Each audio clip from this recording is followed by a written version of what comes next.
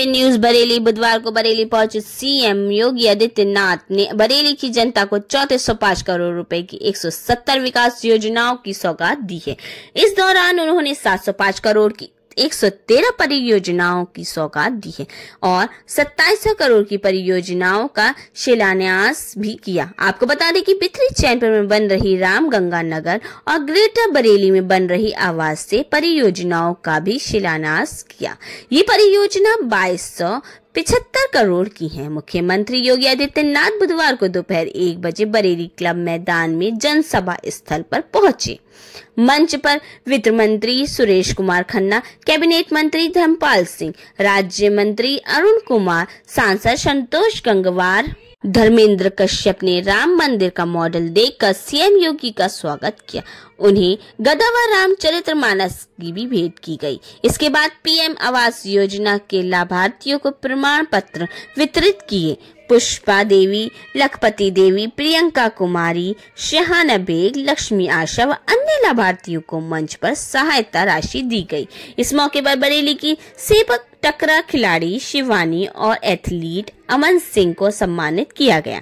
जनसभा को संबोधित करते हुए मुख्यमंत्री योगी आदित्यनाथ ने लोगों का अयोध्या आने का निमंत्रण भी दिया। मुख्यमंत्री ने कहा कि आप सभी लोगों का अयोध्या आना है। 22 जनवरी के बाद दर्शन के लिए आइए। विधायक और सांसद के जरिए अयोध्या आइए। सारा खर्च जनप्रतिनिधि उठाएंगे। उन्होंने कहा कि 14 से 20 जनवरी तक स्वच्छता कार्यक्रम चलाएं। नगर गांव घर को स्वच्छ कीजिए, जैसे दिवाली पर करते हैं। 16 जनवरी से राम नाम संकीर्तन कीजिए। 22 जनवरी को नगर में भंडारा का आयोजन कीजिए। दीपोत्सव के जरिए नए भारत में सहयोग कीजिए। उन्होंने कहा कि हर नागरिक का कर्तव्य है कि हर काम देश के नाम, पहले देश, फिर समाज, फिर परिवार और फिर हम हैं। सीएम योगी ने कहा कि बरेली में कर्फ्यू के दौरान मेरा भी यहां आने का कार्यक्रम था, लेकिन आना नहीं दिया गया। कहा कि बरेली में अब जो कर्फ्यू लगाएगा उस पर कर्फ्यू लगेगा। कहा कि पहले अलीगढ़, मुजफ्फरनगर, मुरादाबाद, रामपुर में कर्फ्यू लगते थे, अब कर्फ्यू नहीं लगता है। अब कांवड़ यात्रा निकलती है। यही बदलता उत्तर प्रदेश है। देखिए सैयद सलमान की इस रिपोर्ट में। दोनों आंखों का मोतियाबिंद का ऑपरेशन इस योजना के अंतर्गत निःशुल्क हुआ है। श्रीमती अबिता जी का कैंसर का ऑपरेशन इस योजना के अंतर्गत निःशुल्क हुआ है।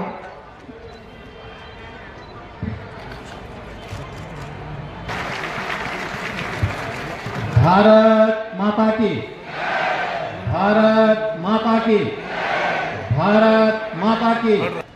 कि स्मार्ट सिटी के संकल्पना को साकार करने के लिए डबल इंजन के साथ एक ट्रिपल इंजन को भी जोड़ने की आवश्यकता है।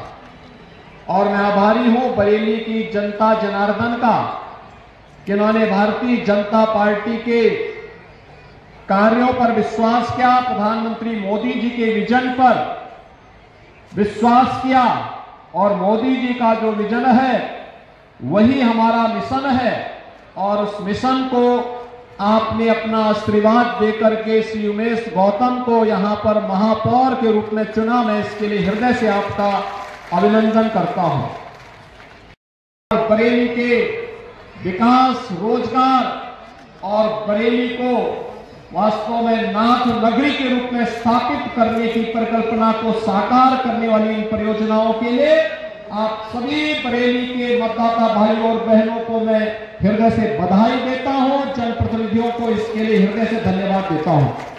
पता था जैसे अयोध्या का नाम लेंगे तो पता नहीं कहां से करंट लग जाए, लेकिन भाइयों बहनों आज पूरी दुनिया अयोध्या आना चाहती है और ये हम सब सौभाग्यशाली अपने आप को मानते हैं कि भाइयों बहनों यानी 500 वर्षों से जो लंबा संघर्ष चला, आज प्रधानमंत्री मोदी जी के नेतृत्व में अगर नया भारत का नया उत्तर प्रदेश है तो नए उत्तर प्रदेश में त्रेता युगीन अयोध्या के दर्शन भी आपको करने को अब मिल जाएंगे।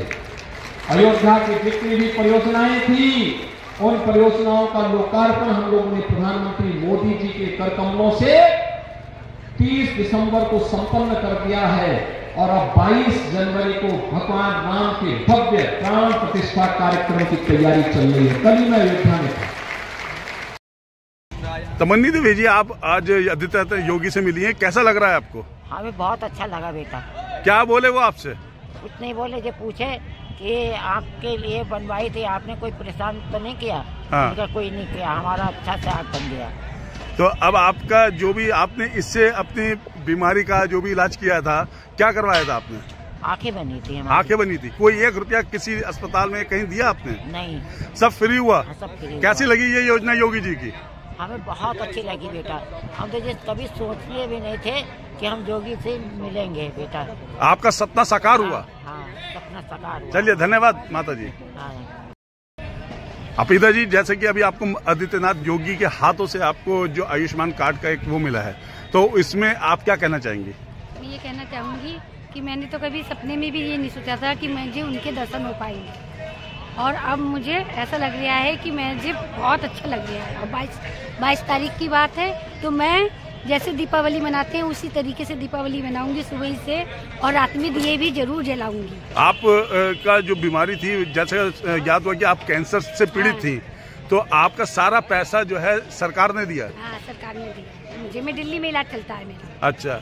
एम्स में। अब आप ठीक हो?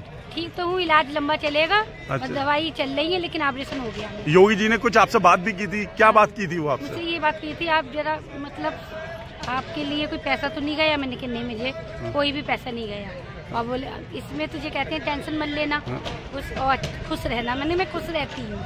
इस वक्त मैंने आपको जितनी भी तस्वीरें दिखाई, जो भी आपको बताया, वो सब बरेली क्लब से आदित्यनाथ योगी का लाइव दिखाया था।